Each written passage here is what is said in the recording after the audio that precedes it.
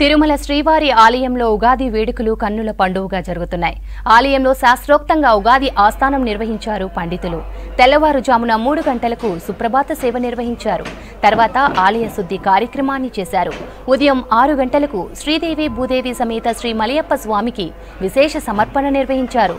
తర్వాత ధ్వజస్తంభం చుట్టూ ఊరేగింపుగా ఆలయం లోపలికి ప్రవేశించారు వేద పండితులు.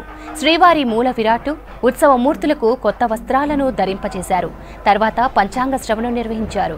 బంగారు వాకిలి దగ్గర ఉగాది ఆస్థానాన్ని ఆగమ పండితులు అర్చకులు శాస్త్రోక్తంగా పూర్తి చేశారు. విశేషంగా శ్రీవారికి రూపాయి హారతి సమర్పణ చేశారు. ఇవాళ ఆలయంలో నిర్వహించే అష్టదళ పాదపద్మారాధన, కళ్యాణోత్సవం, ఉంజల్ సేవ, ఆర్జిత బ్రహ్మోత్సవ సేవలను టీటీడీ రద్దు చేసింది. ఉగాది ఆస్థానంలో TTD chairman Bhumana Karunakar Reddy, EO Dharma Reddy పాల్గొన్నారు.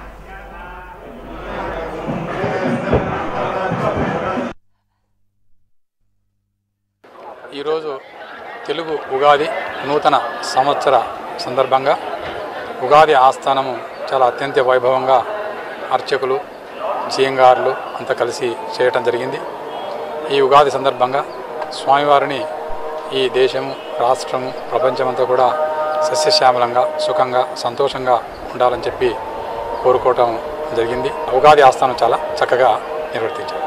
అఖిలాండ కోటి బ్రహ్మాండ నాయకుడైనటువంటి శ్రీ వెంకటేశ్వర స్వామి వారి దివ్యాలయంలో ఈరోజు ఉగాది పర్వదినాన్ని పురస్కరించుకొని వైభవంగా ఉగాది ఆస్థానాన్ని నిర్వహించడం జరిగింది. పోయిన శుక్రవారం స్వామివారికి ఉగాది పర్వదినం సందర్భంగా విశేష వజ్ర కవచాది ఆభరణాలతో అలంకరణ చేయడం జరిగింది. ఈరోజు ఉగాది పర్వదినాన్ని పురస్కరించుకొని ప్రాతకాల ఆరాధనలు పూర్తయిన తర్వాత బంగారు వాకిల్లో ఉభయ దేవేరులతో శ్రీ మలయప్ప స్వామివారిని సర్వభూపాల వాహనం పైన వేంచేపు చేసి విశేషమైన తిరువాభరణాలు స్వామికి అలంకరణ పూర్తయిన తర్వాత రెండవ అర్చన పూర్తయిన తర్వాత విశేషమైన పడులుగా పెద్ద లడ్డు, వడ, అప్పము, దోశ మొదలైన ప్రసాదాలని స్వామివారికి 2వ గంటలో